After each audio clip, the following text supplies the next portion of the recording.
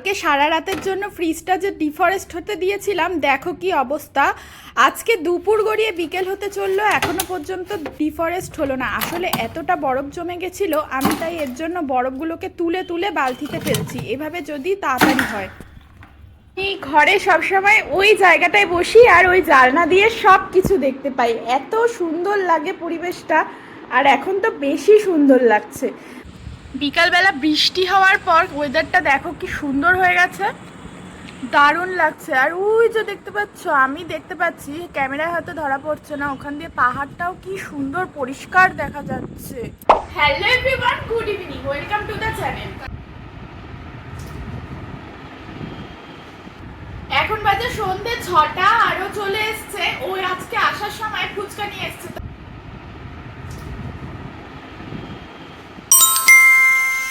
Good morning everyone, সকালবেলা ঘুম থেকে উঠে এই দেখো চা নিয়ে বসে গেছি।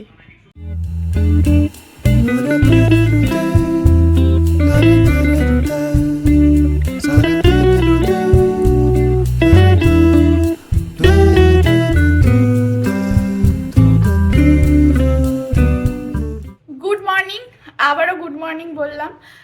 তো কালকে আমি ভিডিওটা কন্টিনিউ করিনি, কারণ কালকে এখানে খুব বাজে অবস্থা ছিল, কারেন্ট অফ হয়ে গেছিলো। আর এখানে না কোনো ঝড় হলে, বৃষ্টি হলে সব সময় কারেন্ট অফ হয়ে যায়, আর সেটা আসতে প্রচণ্ড লেট করে। এই একবার আসছে একবার যাচ্ছে লোডশেডিংয়ে। হ্যাঁ, ইনভার্টার যতই থাক তাও চার্জেরও তো একটা ব্যাপার আছে না, চার্জ থাকে না সব সময়। তো এটা এখানে খুব বড় একটা প্রবলেম। তো ওই করে ভিডিওটা আমার করা হয়নি কন্টিনিউ।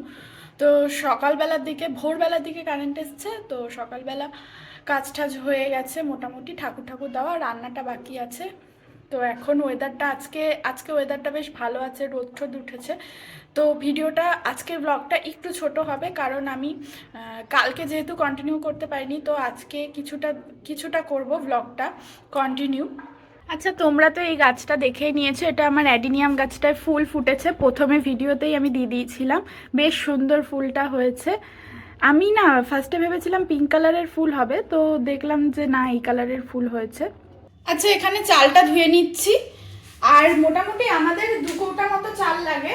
আর যেহেতু ও আজকে বাড়িতে আছে, মানে ও সেকেন্ড হাফে অফিস যাবে, ফার্স্ট হাফটা ওয়ার্ক ফ্রম হোম করেছে, তো দুপুরবেলা খেয়েই তারপর যাবে, তার জন্য 2 কৌটা চাল নিয়েছি। আচ্ছা, তোমরা তো এই গাছটা দেখেই নিয়েছো, এটা আমার অ্যাডিনিয়াম গাছটায় ফুল ফুটেছে। প্রথমে ভিডিওতেই আমি দিয়ে দিয়েছিলাম, বেশ সুন্দর ফুলটা হয়েছে। আমি না ফার্স্টে ভেবেছিলাম পিঙ্ক কালারের ফুল হবে, তো দেখলাম যে না, এই কালারের ফুল হয়েছে। এখানে ভাত বসিয়ে দিয়েছি, আর ফ্রিজে রুই মাছটা ছিল, তো রুই মাছেরই আজকে ঝাল বানাবো। তো রুই মাছের ঝালটা আমি কি করে বানাচ্ছি সেটা তোমরা নেক্সট ব্লগে দেখতে পাবে।